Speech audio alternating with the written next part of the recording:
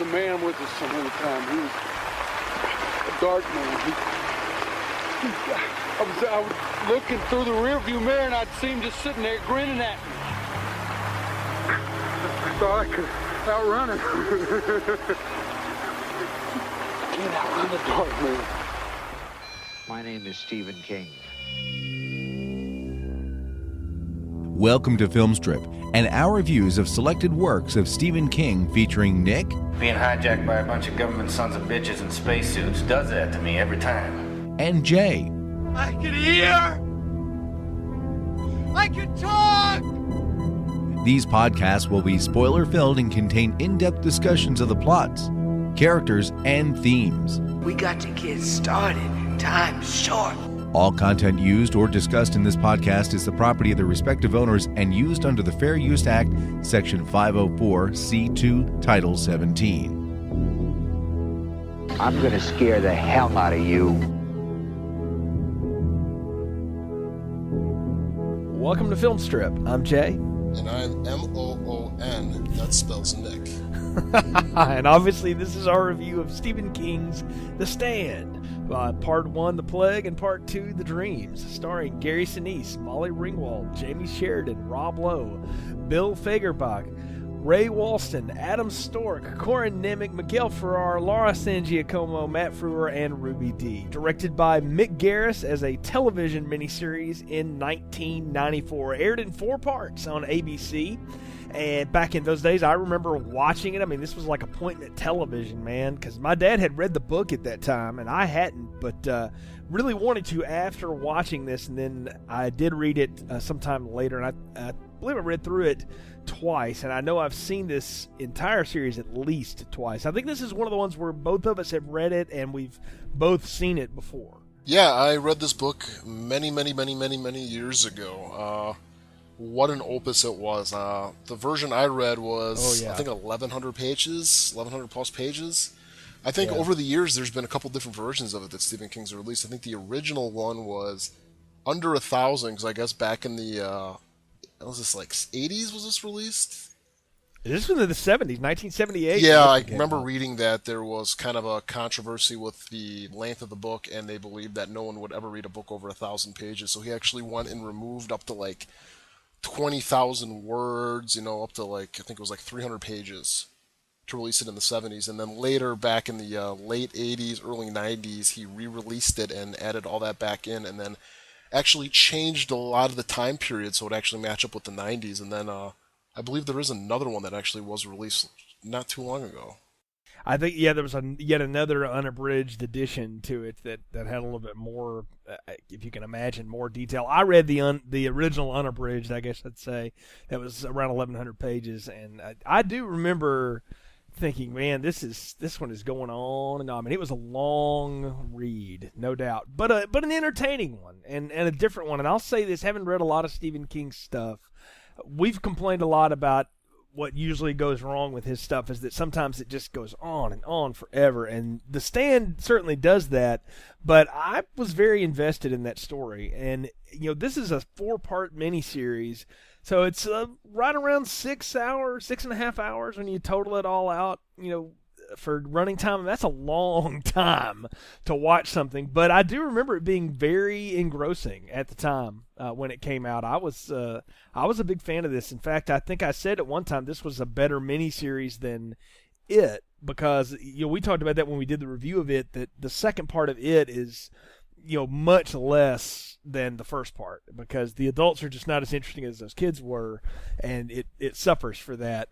This one, though, I mean, the entire first 2 parts is really just this incredibly elaborate setup, and I think that's an interesting entry point to this, because the setup is half of the story. Oh, definitely. I mean, I don't know when did you see this actually when it first aired on ABC? Yes, I watched it live, taped it on a VHS, and wound up watching it again and again afterward, just in bits and pieces. But I watched it when it happened. See, I watched most of it when it came out on ABC. I think I missed the first part.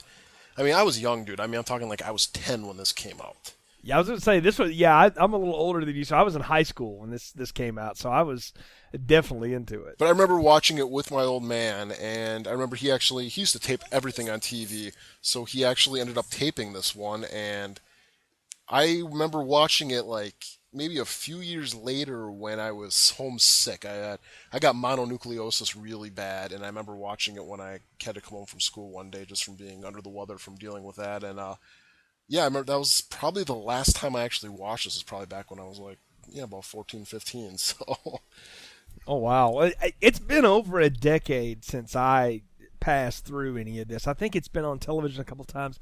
Funny story about this, in preparing for this podcast, because once we decided to put The Stand back in our Stephen King retrospective, we were going to end with it, I had this in my Netflix queue, because that's the only way you can get it from Netflix is streaming, for the longest time. And by George, by the time we get around to recording this thing, they pulled it out of Netflix. I had to go to another source to try to watch it in time to record for this. I had it sitting in my queue for months, knowing eventually we would get around to it. And even if we didn't, I had sort of told myself I was going to watch it again because it had been so long, and I was curious to revisit it. And I don't know that I'll ever go back to that book and read it again. But it's an investment. I don't know. It's an investment to read.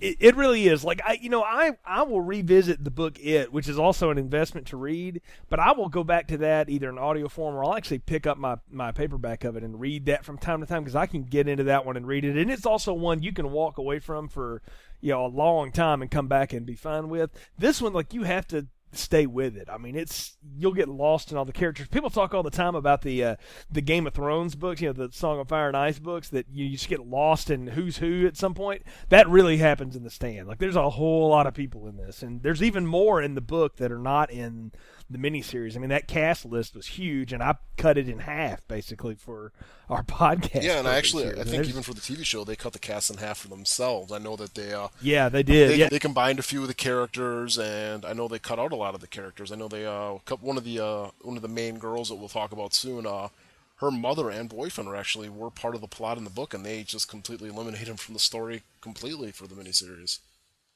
Yeah, I mean, Stephen King did the adaptation himself, so he, obviously wanted to do it and had proven himself to be able to cut down his own work. I mean, that's any author would love to do that, and he's done a decent enough job at that before. I think he's better at cutting down his own work as opposed to adding to his own work, like we saw with the story Maximum Overdrive. But yeah, I wouldn't put him behind the camera again. And if maybe someday we can go do that TV Shining just as a kind of a one-off thing because that was his version of that.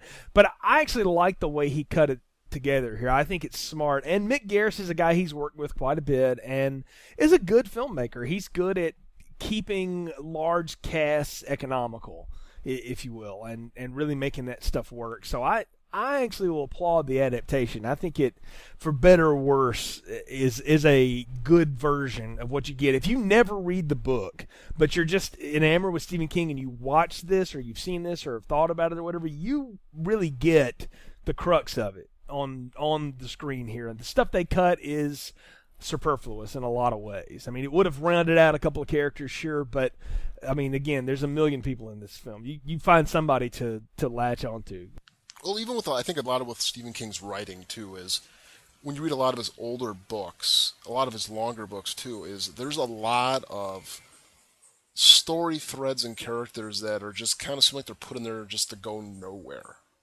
And I think a lot of that is in The Stand, too. I mean, there's subplots and characters, and in the end, they weren't important to the overall story. Oh, I mean, yeah, there's totally little threads here and there. And, the thing about King is he likes to throw little things in there that if you're paying keen attention to, you see how it pays off and how it works and such. But in the larger arcs, they are going nowhere. They are nothing. They're just there. They're just throwaways. And, especially in a horror story. And, I mean, this story is a lot of things. It's about society. It's about apocalypse. It's definitely got some Christian undertones in it and all of that. And it's got a horrific element. Miniseries. Yeah, in particular in the miniseries, the way that's done. And again, King adapted it himself, so clearly he wanted to put that in there. The way it's done, I mean, there's a lot of elements in there, but there's definitely a scare in there. I mean, the idea that almost 99% of the population gets wiped out in a matter of weeks is a real frightening concept. I mean, it's not original. George Romero's done that, and Carpenter's dealt with that. A lot of the guys have done that. But the way he handles it here, I've always been intrigued with and really got into. And I guess before we get any further into this, we should give a little bit of a summary of what we're going to talk about. I mean, the way we're going to do this, we've broken this huge miniseries into basically 2 parts. So we're going to talk about the first 2 parts, which, as I said before, was the big setup, and then we can talk about what happens in the next episode, I suppose. But let's do a quick plot summary, and then we can get into the discussion a little more. At a government laboratory in California, a weaponized version of the flu is accidentally released, immediately wiping out everybody on staff except for a military policeman and his family who flee the base. However, they are also infected, and they spread the flu, nicknamed Captain Trips, to the outside world. The MP crashes his car in a gas station in East Texas where Stu Redman and some of his friends are gathered, and while the other townspeople become sick, Stu remains healthy and is confined at a CDC facility in Vermont in order to study a possible cure. This proves futile, and the superflu rages unchecked, causing civilization to collapse, killing almost 99% of the population. After the infection runs its course, a small group of immune survivors are scattered across the country. These include rock star Larry Underwood, who just had his big breakout with Baby Can You Dig Yo Man? We're going to get into that, but is now stranded in New York City. Nick Andros, a deaf-mute man in the Midwest. Franny Goldsmith, a young girl in Maine. Lloyd Henry, a criminal stuck in a prison cell. And the Trash Can Man, a mentally ill scavenger. The survivors soon start having visions either of a kindly old African-American lady, Mother Abigail, or of a demonic figure known as Randall Flagg. As their journeys begin, Lloyd is freed from prison by Flagg in exchange for becoming his second-in-command. The Trash Can Man, who's a pyromaniac, destroys a set of fuel tanks outside of Des Moines, Iowa, in order to win Flagg's favor. Larry escapes New York and meets a mysterious woman named Nadine, who, despite their mutual attraction, can't seem to consummate the relationship because Nadine is obsessed by her visions of Flagg and eventually gives in to those to go and join him in Las Vegas. Stu escapes the CDC facility and gathers with a group of survivors, including Franny, her friend Harold from her hometown, and a professor named Glenn Bateman, and they all make their way to Nebraska to meet Mother Abigail, or the others join Flagg in Las Vegas. And the group from Nebraska travel to Boulder, Colorado, and that sets up the end of part 2 of how this miniseries goes. So that's really kind of the whole thing. I mean, like we said, the first 4 hours is really setting all of this up, and let's start right out of the gate with the way the superflu attacks, because the first 10 minutes of this are all hell breaking loose at the army base. Yeah, well, the first scene that we get is would be basically someone being informed to shut the gate, that there's something going on here, and this military policeman hears the sirens going off, and he obviously knows something's up. So what he does is he goes and he grabs his wife and his daughter, I believe, and they get out of Dodge, and kind of a little bit of an anticlimactic scene with them trying to escape the powerful chain link fence, because I'm sure his big ass Buick can't break through a chain link fence. But anyways, they escape it and make their way to town, and I honestly did not remember this at all from when I watched this. I totally forgot about this, and even when I was doing a little bit more research on this, I guess Stephen King went and added this back into the book. This was actually not part of the original book that was out, was how this started. It was almost kind of a mystery of what really happened with this superflu. And it's kind of interesting, too, because the producers and Stephen King all said that they based this miniseries on the original version of the book, not the new one that came out a few years before the production of this. But they included this from the book because Stephen King felt it was an important scene to show in the movie. Yeah, that's the thing to note, is that in the book there's an entire chapter that is just specifically how the flu spread, and it's almost like if you've ever read the Gospel of Matthew and the genealogy of Christ, that so-and-so begot so-and-so begot so-and-so, and I think it's purposely structured that way. It's like John infected Harry and Sally on Flight 274, and they infected an entire group here, and it's how the entire flu spreads. But I course, had read that extended version, and it starts with the whole breakout from the military base, but they don't really explain how it spreads in the film here. It's just you hear reports of it and such. But I'll tell you, I remember this opening, and you want to know why? Because how can you forget it? The opening credits are all of the dead people laying around and Blue Oyster Cult's "Don't Fear the Reaper" playing. I mean, what an ominous beginning. I mean, that song is forever in my head linked to this miniseries. I know it's 20 years older, but I just can't help but visualize this when I hear that song now, because there's just those little haunting chords, you know. I mean, it is, and this was before more cowbell, you know. So unfortunately, that's my reference to this song is the cowbell. Well, it does change hands quite a bit, but I remember the opening for this, and I kind of like it. It's an economical way to set up everything, because in the way that they explain things, they don't explain anything either. They never really tell us how all of it got out of control. I mean, we see a lot of Ed Harris as the, you know, cameoing as the military general or whatever who feels responsible for all of this, but we never really know what happens. We just know that it is colossally bad, and that is about the only way we can sum that up. I just took it as this is some really super powerful flu, and it's almost spreading like a zombie epidemic, where it's just going from person to person to person really quick. I mean, the fact that you see that the driver, the MP, dead, you know, when Gary Sinise finds him, see, you know, this way his face looks and everything like that, you can tell this is a pretty fast-acting, you know, flu bug. You know, yeah, it turns out he made it through a couple states, but for him to die within, you know, a day or two shows how quick this thing is moving. And even the Blue Oyster Cult song, when they show all the guys dead around the facility, these people were dead working at their stations. Yeah. It wasn't like they were all in their bed, or they were in, like, you know, some type of, like, hospital or infirmary. They were all dead looking through, you know, the guy was looking through a microscope and he fell over dead next to it. I mean, so to me it's kind of showing that this stuff is fast-moving and fast-acting. Yeah, and that's where we're really introduced to our first major character, that wreck where the guy wrecks his car at the gas station. Stu Redman, you know, Lieutenant Dan, Gary Sinise. I mean, what do you make of Sinise just in general? I tend to like him, but I don't know that I've ever seen him do what I'd call a leading role and carry a film. He's usually, you know, like also starring.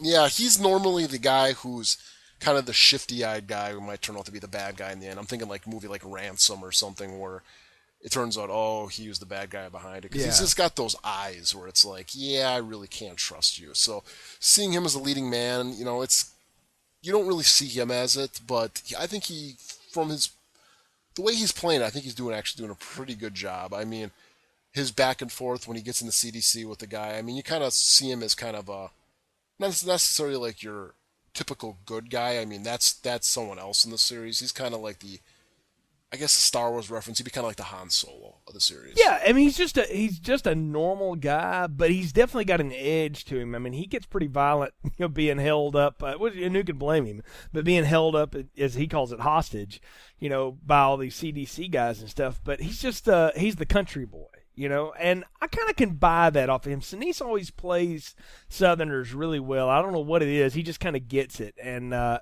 I like him again as a side character in things. He's usually good in that. I mean, I always think of him as you know, Lieutenant Dan, of course, in Forrest Gump, but I really think him playing Mattingly in Apollo 13 is one of his best roles, you know. But as far as leading, I mean, he carried the CSI New York series for years, and he was nominated for a Golden Globe for this performance. So he was doing something right, but I don't know that he's a big screen star, so it's a smart move to get somebody like him for this, because he's not supposed to be this dashing leading man. I mean, you hit it. That's really somebody else, and we'll get to him in a few minutes in the film. But I don't know. I like Stu here, and I like that a lot of, particularly the first episode, is really through his eyes. You know, it's because most of it is what's happening to him and the people around him, and they surround him with, you know, a town full of people that we've all seen him in something else, and they all die off quickly. But that's kind of the story. I mean, I don't know. He really worked for me in all of this. I really dug the way he played the Stu Redman character, particularly when everything is going to hell in that CDC facility and there's nobody left alive, and he has to claw his way out of it. Yeah, definitely. I liked it too when the one guy comes in when he's wearing the yellow hazmat suit, and Stu essentially just kind of assaults him, puts him against the wall, and he's all like, you know, the other guys come in, they're going to threaten to shoot him, and he knows they're not going to shoot him because, out of everybody who's had it, he's the only one that's still alive and not affected by it at all. Right. So he's like, yeah, what are you guys going to do, shoot me? Yeah, okay, then your chance of finding a cure is gone. And he's like, I can rip this thing open and get you infected, and it ain't going to matter to me, you know? Oh, I know, and that's what makes it cool. Like I said, is because he is definitely willing to show some force and to get his way out of there. And I kind of had a flash forward, if you will, or whatever, to a movie 28 Days Later when he has to get out of that facility. It's kind of similar to what happens to Cillian Murphy. You know, he wakes up and he's the only one left alive in the hospital after the zombie apocalypse, or whatever happens in that. Same with The Walking Dead. That's the first episode started for that. I see. So they're all ripping off Stephen King, is what we're saying. Because that was in the book. I mean, it was a big deal in the book too. So yeah, it seems to be kind of like a horror trope right now, with someone waking up from a coma or something like that in a hospital full of dead people. Yeah, well, I mean, think about how horrific that would be, though. You know, I mean, the thing for Stu is he's watched everyone around him die. I mean, how harrowing is that? You know. But I don't know. It's an interesting, I guess you want to call him lead character. He's at least our first character, and he'll become very important to the story as it goes along. But the thing is, in the second part, the second episode, The Dreams, he definitely has a big part, but it's not as much about him. There's more on some of the other characters as it goes on. And that's always the thing about an ensemble miniseries, is how can they keep balancing the cast out? And I don't know, for the first two parts, I feel like it's pretty even. Like, I was good that they moved away from him a little bit into the second one so that it's not everything about him. You know what I mean? Yeah, definitely. I think it's really a true definition of an ensemble cast so far because, like you said, there's really not one main storyline. There's no, like, you watch, like, even like a standard TV show, you always got your A plot and your B plot. Where this, everything kind of seems to be kind of B plots right now. There's not that one main storyline yet. Well, the main storyline is that society's being wiped out by the flu, and the B, C, D plots are all everybody that has survived it. You know, how are these people surviving it, one, and then what is going to become of them after this survival? Because this whole tale it's not about the end of the world. It's about the changing of the world, as Stephen King saw it. And he said he was influenced for this by watching a 60 Minutes documentary on chemical warfare. And he saw these rats just convulse and die, and he said it just gave him nightmares, and it affected him. And that was the birthplace of this whole story. And the idea of, what if there was something created that, you know, killed off not everybody, but almost everybody? What would the survivors do? And then he framed it against the idea of the ultimate, you know, battle of good and evil, Armageddon, all that stuff. And that, you know, that all comes to play out later. Let's talk about our next main character, I guess you'd say. Our pop singer, if you will, Larry Underwood. Now, I've never seen Adam Stork in anything else but this. But they cast him specifically because he had musical talent. He could play instruments and sing, stuff like that. That is him singing "Baby Can You Dig Your Man," that becomes a running joke that everybody winds up singing that at some point, you know, during the film. But that is him. And okay, nothing dates this film maybe more than that late 80s, early 90s pop sheen thing that he has got going on there. Who is he supposed to be? I don't know who this is supposed to be. Maybe this is like the white Lionel Richie? King. Maybe Stephen King always wanted to be the lone wolf out there, you know, professional musician type guy. But I don't know. He's kind of a dude. His dialogue is pretty bad. I mean, some of the stuff he's saying is just like, man, you sound like John Candy from freaking JFK there, for, you know, sometimes talking, you know, like the jive talk. Yeah, he's kind of got this jive talk, but he's not doesn't look like a jive talking southerner, you know. He's like a poser. That's the thing, is he's from New York, but he's been in L.A. and he comes back to New York to basically hide from the drug dealers that he owes money to. So he's from New York, moves to L.A., is a drug guy, and tries to sing like he's from Memphis. Exactly. Yeah. Go figure that out.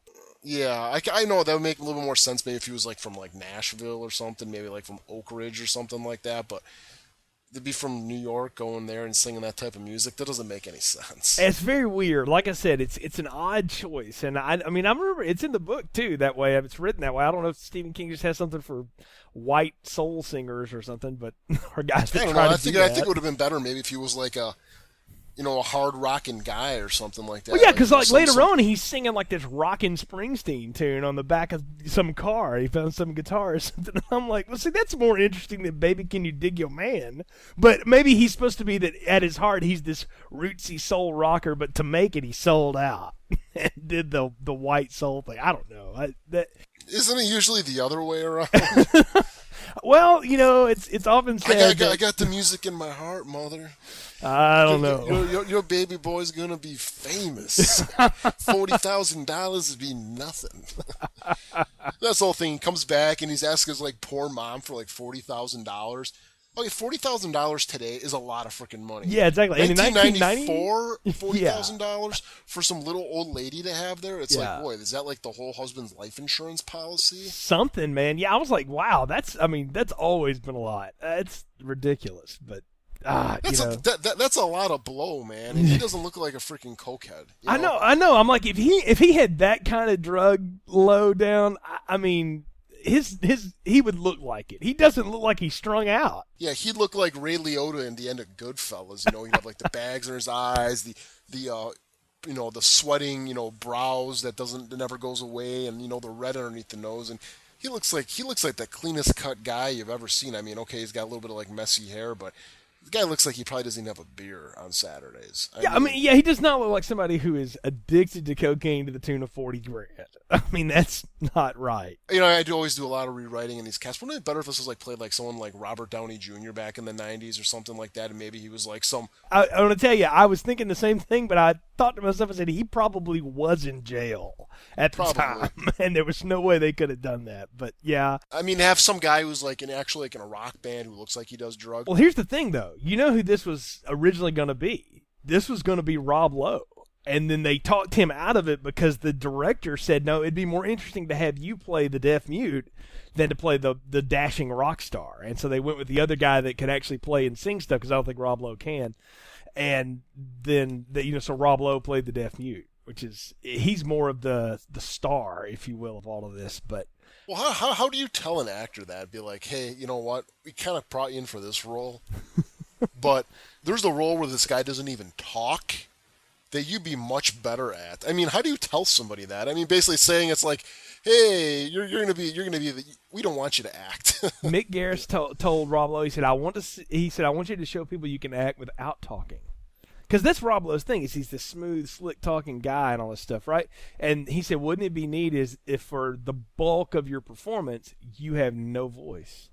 Yeah, and nothing. You have to do, it's all in gestures and stuff, which we're going to talk about the way he plays it in a little bit. But I don't know. It's an interesting proposition. I think it's kind of cool. I mean, I'll say this. Of all of the introductions that we get early on, I like the way we get introduced to Nick Andros because he gets the crap beat out of him, and then he can't even explain to the cops and the doctor that pick him up what happened to him. He has to go through this whole bit about, I can read lips, but I can't hear you, and I certainly can't respond to you, so he writes everything down. That's the whole thing. Now, let me ask you this, though. Oh, he's deaf and dumb. Was the doctor hitting on him? I got this real weird feeling about that. Yeah, he kind of came off as the... well, we all know him from, he was in Mrs. Doubtfire, remember? He was you know who he was? He was also one of the guys in Silver Bullet. So he's one of the... I try to forget that movie exists, man. Oh, I can never forget that. He's one of the howling wolves in the church scene. You can't miss him. That face. Oh, I think he was kind of maybe having a little bit of a Tyrese, Paul Walker moment going on there, where he was...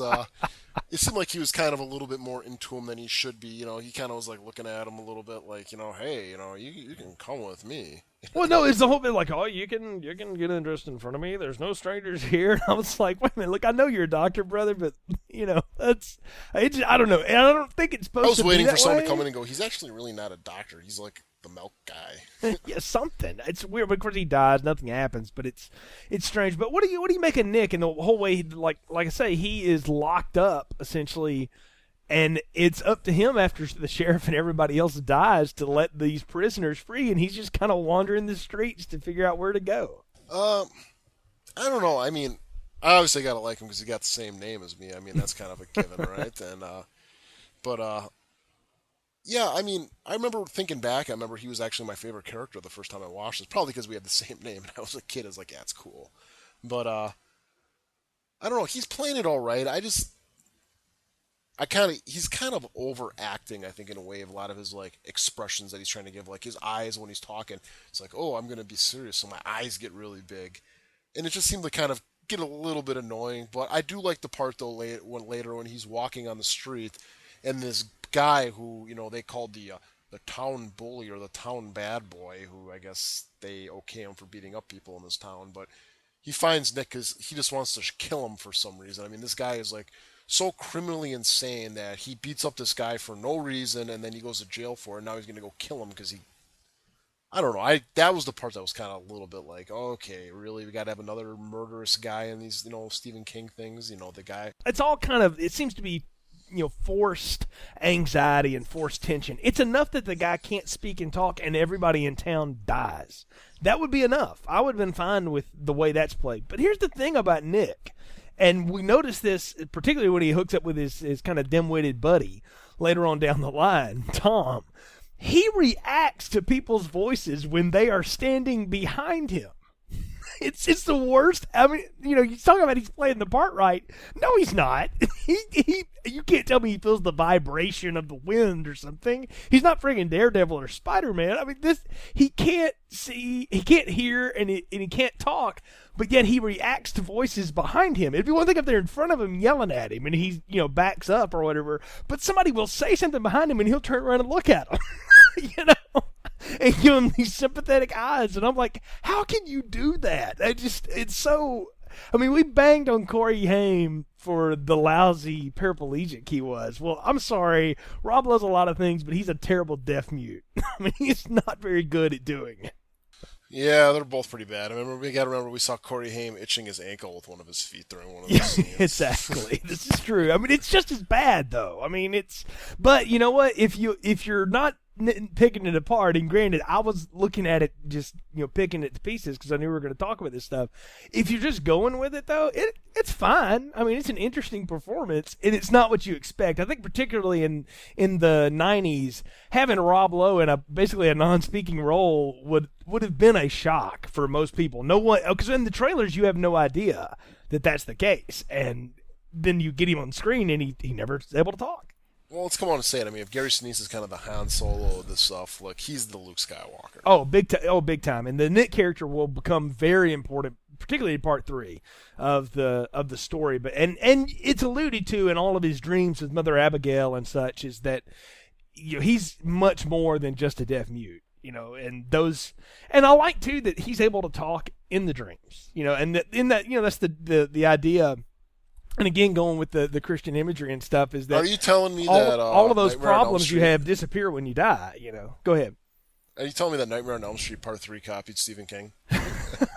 Well, you know what? He's a dream warrior, dude. Hey, Frank Darabont did write that script or part of it, and he and Stephen King, known collaborators. I'm just saying. So, I mean, maybe so. The Dream Warriors specifically, I think, come from Wes Craven, but I don't know how much credit he should have for those. But at least they don't. Randall Flagg doesn't kill Nick by scratching a chalkboard. So we can let it go at that. But that's our 3 big male leads, I guess you'd say, because everybody else kind of plays second fiddle to them, particularly these first 2 parts. But let's talk about on the bad side of things for just a second. We'll go ahead a little bit on this, but let's talk about Lloyd. Miguel Ferrer, always to me the greedy businessman from RoboCop. I mean, he'll always be that guy. Oh, definitely. He's the guy always reaching for that grenade who just can't get it. I mean, I'm trying to think other movies he was in. I think the only other movie that really comes to mind, and you're gonna laugh when I say this, is Deep Star 6. I have no memory of that film at all.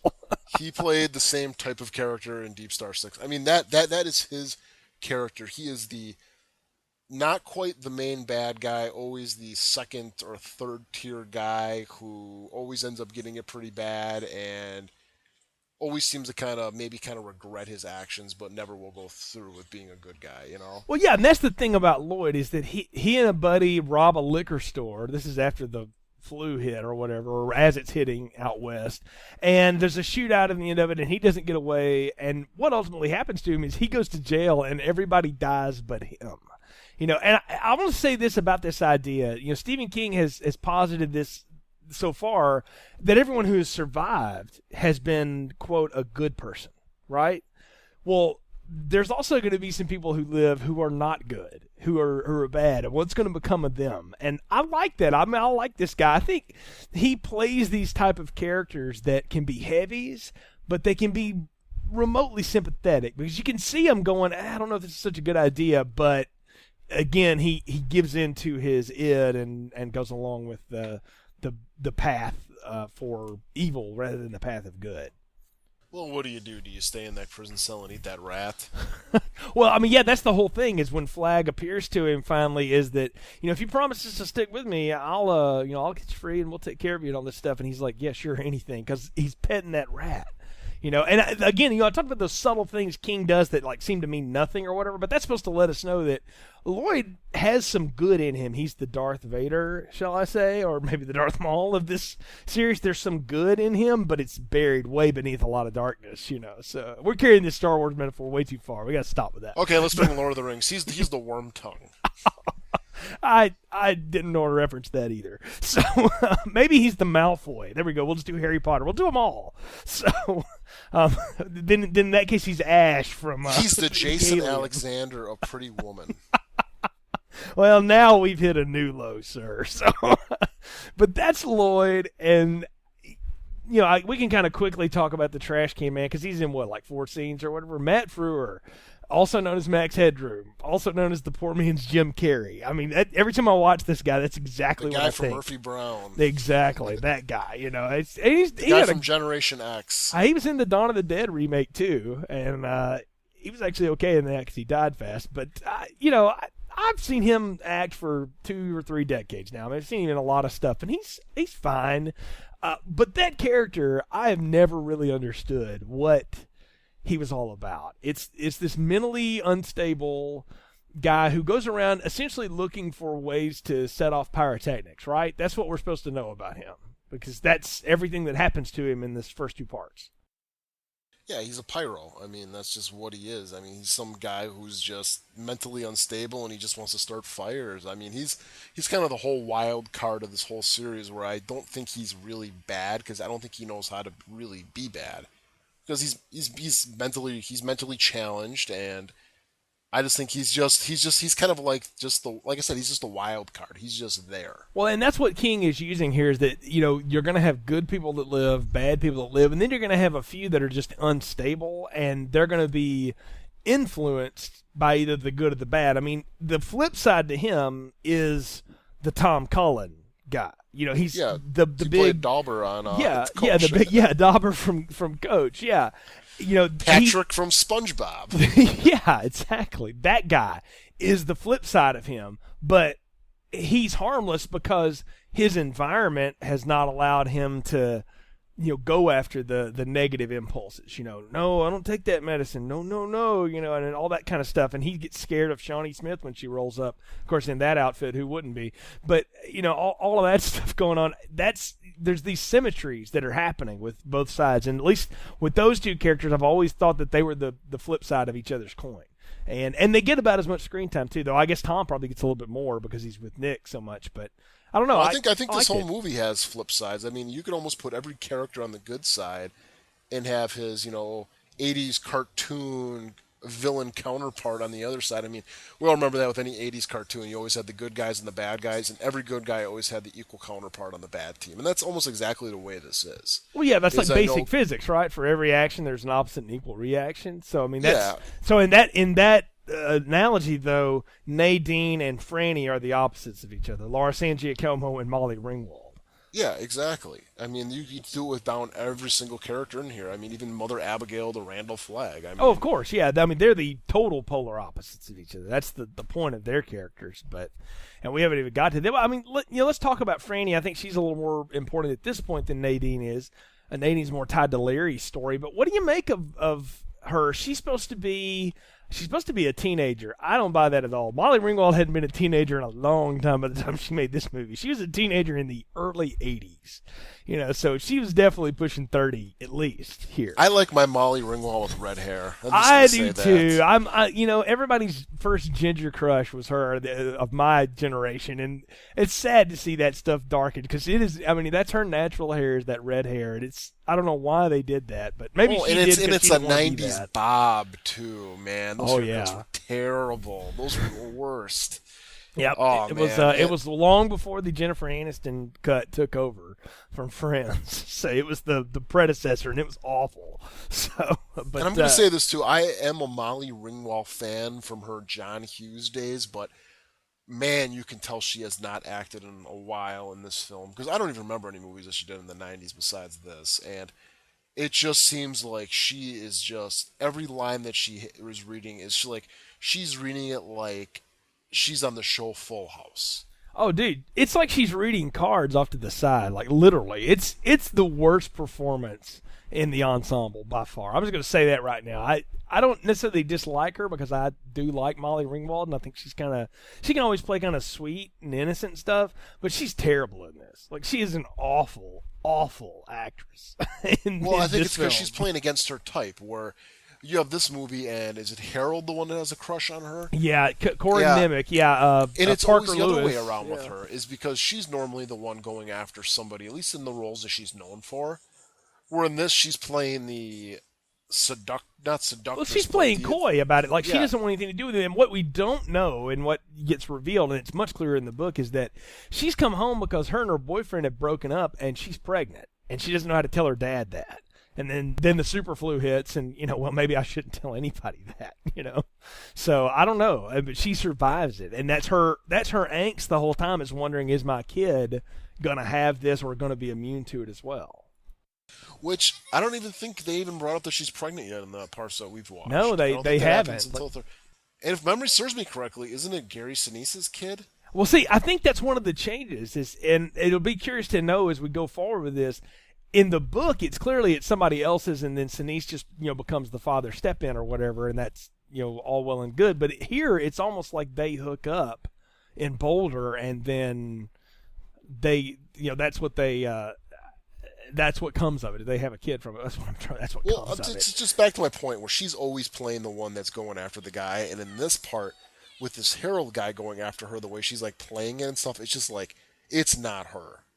I don't buy that some guy has got this huge, huge, huge crush on her. She's not a bad-looking girl, but I don't think she's like someone that someone's going to be completely enthralled with. And well, you would buy that Harold would be, because look at him. I mean, the way they play him is he's this pimple-faced nerd who writes poetry about her and rides a scooter, and he's he's supposed to be the Ducky here, if you want to do the John Hughes stuff again. With really bad prosthetic pimples. Exactly. He's supposed to be that, though. He's supposed to be John Cryer here, playing that role. And I want to tell you this now.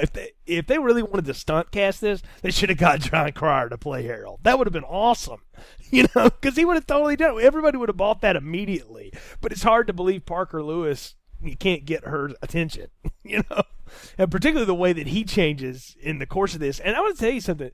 Harold is, on one hand, like this lovesick puppy, and on the other hand, he plays this incredibly jealous, nervous jerk once they meet up with Stu and Glenn later on, And I don't know. I really thought they were telegraphing that obviously he's going to go over to the dark side at some point. He's going to betray everyone. Yeah, definitely. I mean, of course, when you're going to go to the bad side, you're going to start driving motorcycles and wearing leather. I mean, that's the main thing of being a bad guy, right? Well, that's what we know, is that the bad guys wear leather. I mean, look at the bad guys in Christine. It was the guys that, when Arnie wanted to look tough, what did he do? He started dressing up in black leather. That's a common Henry trope. Bowers, leather jackets. Exactly, yes. Kiefer Sutherland, leather jacket. God, Stephen King ripped himself off all the time. But yeah, you're right. I mean, it's only having done this retrospective that I can look back and see how many times the archetype gets repeated. I mean, over and over and over again. And each time, it's, sometimes it's better, sometimes it's just downright worse, But I have a hard time buying Harold's transformation to the dark. Like, they needed to give me a little bit of that dark side early on, because at this point, I don't know, he's just too sweet early on, and then all of a sudden I wouldn't call him weird. sweet. I just call him pathetic. I mean, this guy is just like he's like a little puppy dog with his tail between his legs, like going up to her. Oh, I got published in this book, and it's all about you. Yeah, I submitted 4, but they're really they got a lot of stuff they got to publish, so they only published 1. I mean, it's just like, God, shut up, dude. You wonder why you're not getting this girl. It's like, yeah, of course she's not going to be attracted to you. You're acting like the beat up little redheaded stepchild brother or something like that. I mean, God, man, grow some balls. I mean, well, let me say this though. It is, you get that part of him being pathetic. It's hard to buy that the pathetic guy becomes so, I don't know, obstinately jealous throughout the course of his story. Well, isn't it something that he's been used to? It's you would not think like... so, yeah. It's not like this is the first guy that she threw him over for, And clearly Franny is not, I mean, she's using him for this. They're laying around listening to, Don't Dream It's Over. And, she's got her head on his lap and stuff, and he's like, oh, I don't know what to do. I mean, it's like right out of American Pie. Yeah, I mean, it would have been a little bit better if it would have been a little bit more of a dialogue between them, where maybe, like, he acted that way because people were always constantly bringing him down, and now those people are dead, and maybe he felt like he was chosen. Yeah, can I say as a way this? to do it, and then after he kind of becomes more confident and tries to become Fran's protector, then she shoots him down. Well, that's the problem with that scene, is that Stephen King lets Crowded House tell you everything that they need to be saying at the time. And that's, you have to like pay close attention to that song. I love that song. Like, I've always liked that song. I love Crowded House, but that was the wrong move. Like that, because again, I have to go back and go, wait, why is he acting like that? Oh, I guess it is because like it's. I don't know. It just seems to be too forced, in my opinion. I don't buy it. So I have a hard time with it. But moving on, I mean, it's fine, because we're going to see that. I should say, all these people start to converge with one another. And I guess we should talk about how Larry and Nadine meet up.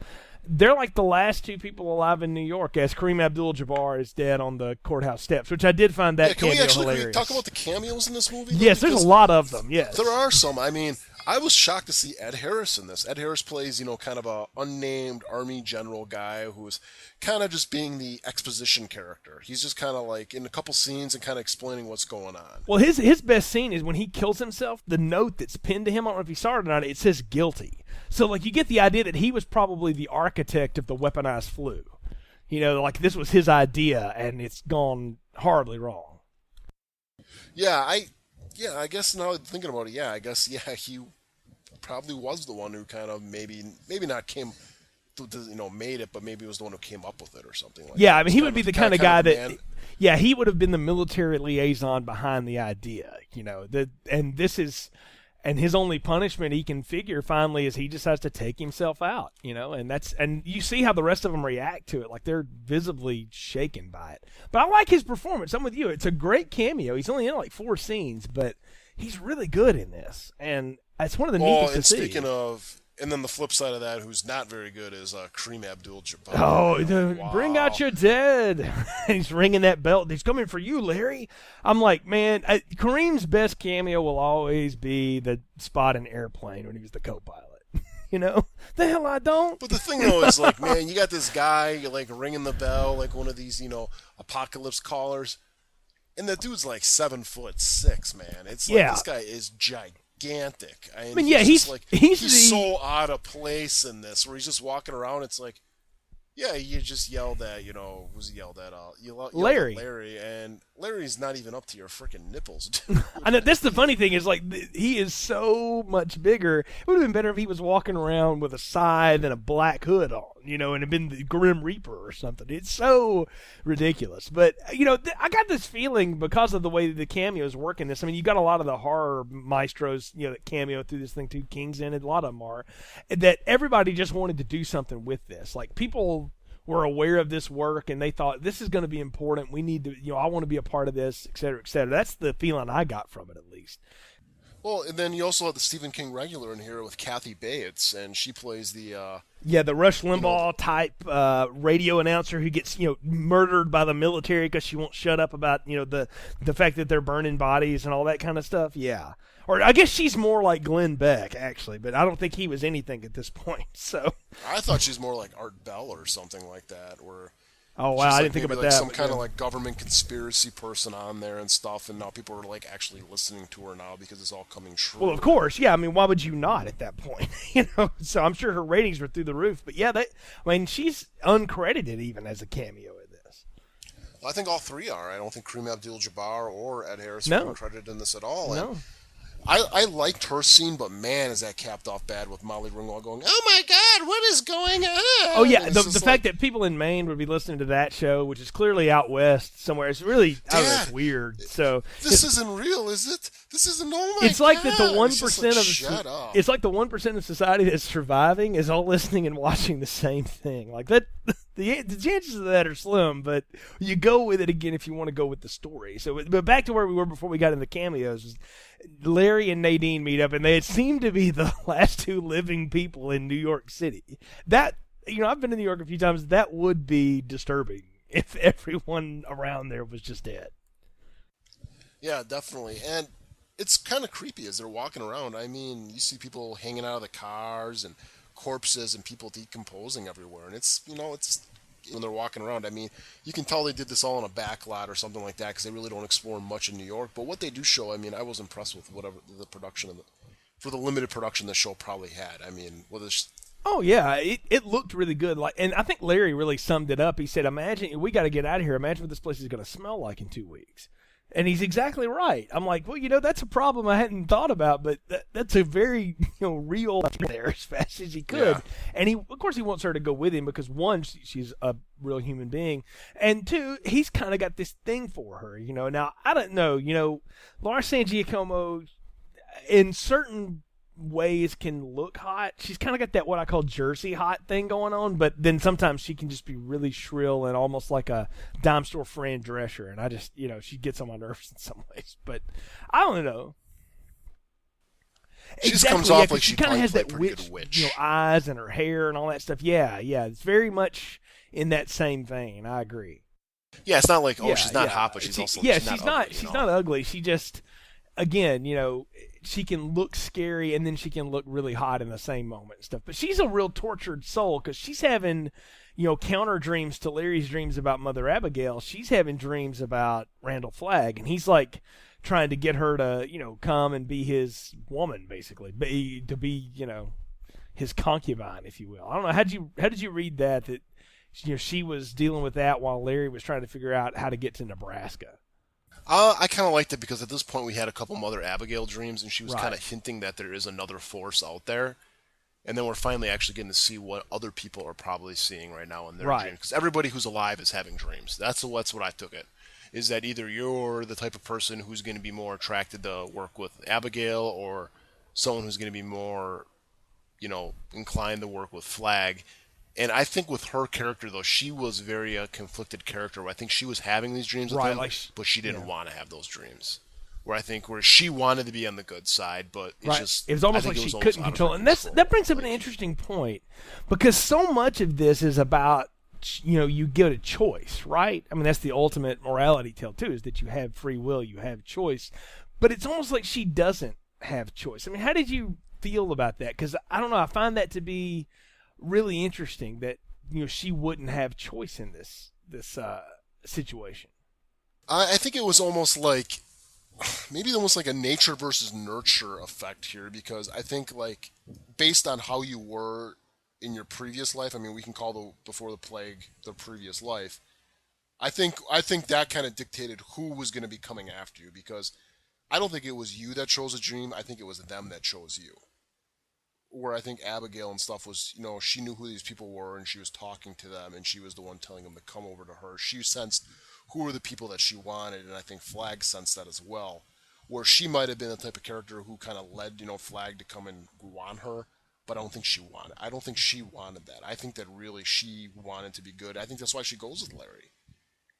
Instead, initially, instead of seeking out Flagg, I think in a way she was just kind of like, I gotta try to. I don't want to Right. do that. I want to, I want to be on the good side. I want to go where these people are going and stuff. And well, that's the thing. I Like think she eventually tells just Larry, like, overtakes I'm her. gonna wind up sleeping with you, and I just can't let that happen because she thinks that will ruin, him or so. I don't know, something. It was really kind of strange how that all plays out. But then she bails on him to go to Vegas, and he's left to head off to Nebraska by himself.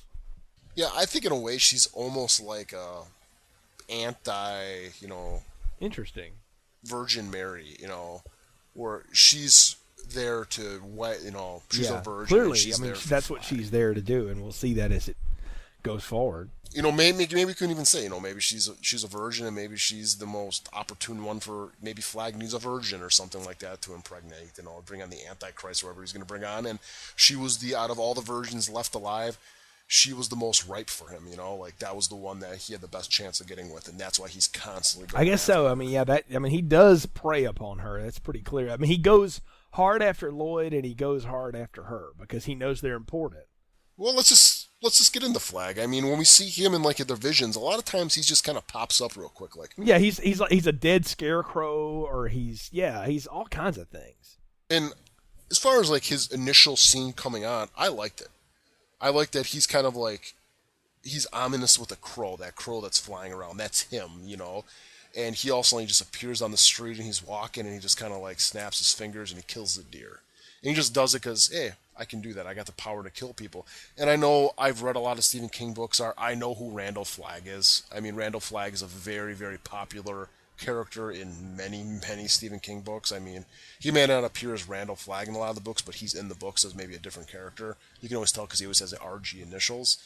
But he's not played as that type of villain in this movie. Not like he's some demon from another world. He's the devil incarnate. That's exactly how I read it. Yeah. And I'm not familiar enough with the other works of where he's been in and what he's supposed to be, so I wouldn't have known that. That's an interesting thing to note. But I look at this as Papa Legba right here. This is the man.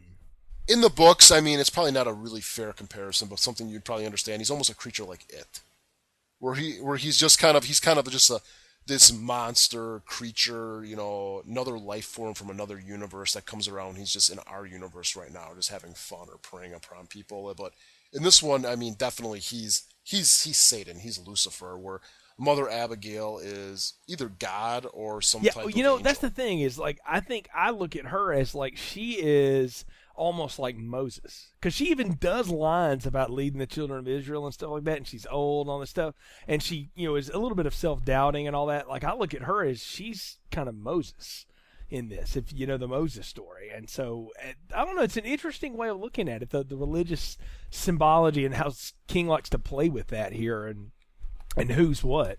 Oh, this whole movie is it's thick in this movie. The religious, It's not even an undertone. It's an overtone. overtone. It's part of the story here, because you can't tell the apocalypse without the story of good and evil in some way. And the easiest way for the majority of America to understand that is to hit them with what they learned in Vacation Bible School. Yeah, and God is so great that he's getting a Jewish girl to sing Amazing Grace. That I did find that humorous. Let me ask you this, since we're on Flag. He seems to be bent on, he's got to have Nadine, he wants Lloyd, and he does this whole thing with Lloyd about, I want you to get the trash can man and bring him here. He's important to me. And we see that Trash Can gets talked to earlier, and he sets off these, fuel refineries in Des Moines. And Larry winds up there, after it's already happened and stuff. But they talk about that, and I don't know. What did you make of the fact that he needs these three people, and we don't really know why yet? I really didn't know what to make of it. I always kind of figured that he wanted Lloyd because he's going to be his right-hand man, and probably seemed like he's probably one of the more intelligent people left from everybody that we've met, at least intelligent in the way that he's a guy that Randall can actually get to be on his side, where I don't think guys like, Sinise's character or, whoever are going to join him. So he's the most, again, ripe for him. But the Trash Can Man, I don't know what to make of the character. Like I said, he's a real wild card, and the fact that Flag is coming off as a very poised, calm, articulate, intelligent man, that it kind of like, why are you trying to align yourself with some guy like this? I mean, this is someone that you can't control, obviously. I mean, he does get to the point where he sees Flag as a deity because he's always going, for you, for you, for you. But it's like, yeah, my life for you. Yeah, dude, I mean, my life for you. Yeah, but he's like a crazy dog. And it's very weird, like his devotion to Flag, and it's almost like because Flag let him blow stuff up that that's now his best friend or whatever. I don't know. It's strange. It's kind of scary, in some ways. But Flag, of course, doesn't seem scared of him at all, and that's the eerie part of all of it. I mean, we know that these two forces are going to be going head to head, but how they're going to go to head we don't know. But we also know that this guy is suicidal. I mean, we look at in today's day and age. I mean, almost like a suicide bomber, and maybe that's what he has in store for him. Is that maybe like, I'm going to use you and your willingness to give your life for me and your love of pyrotechnics to go seek these people out and destroy them. Exactly. I mean, I think that's exactly what we're to believe is happening here, is that he's gathering together the forces of what's going to be his army, if you will. And on the other hand, Mother Abigail's gathering her group together, and we don't know why, but they are all getting ready to head to Boulder, Colorado. And what did you make of that? The fact that they're going to go from Hemingford Home, Nebraska to Boulder. What was the significance of the going to Boulder, you think? The visions. I mean, the visions, they're calling you there, and the fact that all these people are having the same visions, I mean... Oh, I mean, yeah, it's not something you can just ignore. You're right. I mean, it's why not? But there's nothing else to do, man. They don't have to go to work. This is true. I guess there's no news, so there's no trial to watch on HLN this week. So yeah, I mean, there's plenty of gas around. I mean, hey, let's go find the coolest sports car we can, and let's go take a drive out to Boulder. Why not? Well, you got them, and then you've got Gary Sinise's group or whatever, who are all on motorcycles that are heading up to Boulder and such. I mean, they're all led by Harold and his crew and stuff like that. I mean, that's what's happening. So, but it seems. I will say though, once they get out there, though, it's like we understand that there's the good guys and the bad guys, but are they coming off almost like too goody? It is a little bit like when they're all hanging around Mother Abigail's home, and it's all they're playing with the kid in the backyard, and I mean, who even was that? I have no idea. I'm 106 years old and I still make my own bread. Exactly. So. It just seemed like it's just like some type of like, instead of like Pee-wee's Playhouse, it's Abigail's Playhouse, where it just got like these over-the-top type, goody-good characters here. And it's just like I know me and you were kind of emailing back and forth this morning about this. And like, God, man, if I showed up there, I'd just be like, mouth opened up being like, what the hell is wrong with you people? It's definitely... We got everything open to us right now, cars that you wanted to buy, guns you've wanted to shoot off, all the booze you can drink, and we're gonna sit around making frickin' bread with this 106-year-old lady on this. Hey man, I don't know farm? If I've been having dreams about the 106-year-old lady, I at least am gonna go figure out why she's in my dreams. That's what I'm saying though. But I show up there and be like, "This isn't for me. I'm gonna go find Flag." Vegas, gambling, girls, booze. Well, think about that. I mean, Nick Andros and Tom get attacked by Shawnee Smith, or as we called her, the crazy Saw girl, and or the crazy girl from the Saw movies. And which one would you give up? Crazy Saw girl or Coach's assistant, Dauber. So which. Yeah, I know what I would have done in that situation. Well, Shawnee was looking good. She was not that she doesn't look now. So. Yeah, she's absolutely insane. But you know what they say about insane? Yeah, I don't even want to finish that thought. So, but it is all the setup for what's going to happen next, and I mean that's kind of where we're going to break the podcast here and wait till next time. Now, I shudder to do this.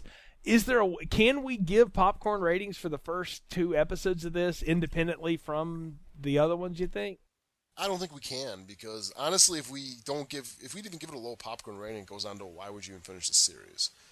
Yeah, exactly. Yeah, I mean, I think you have to be invested. And I'll say this, for something that is essentially spent its first 2 episodes out of 4 being set up, I'm invested. I want to know what happens next. I'm down for parts 3 and 4. I mean, it's one of those things I feel like I would want to complete, even though I'm a completist by nature anyway. Like I want to see where the end of this goes. So I'm with you. We'll belay the popcorn ratings and such until next time. But that's where we'll break this episode of Film Strip. Well, folks, thanks for joining us on this episode of Film Strip. We do appreciate your support. You can find more episodes in the archive section of our website, continuousplaypodcast.com/movies. You can also leave us a note there, and you can find links to our Facebook and Twitter pages, as well as the link to our iTunes feed where you can leave us a review. We do appreciate your support. Until next time, for Nick, I'm Jay. Thanks for listening to Film Strip. Thanks for listening to Film Strip. Next time I yell, friend, you're going to pay attention, I guarantee it. Visit our website, continuousplaypodcast.com, for more reviews and episodes. Come see me, you and all your friends. All content used or discussed in this podcast are the property of their respective owners and used under the Fair Use Act, Section 504C2, Title 17.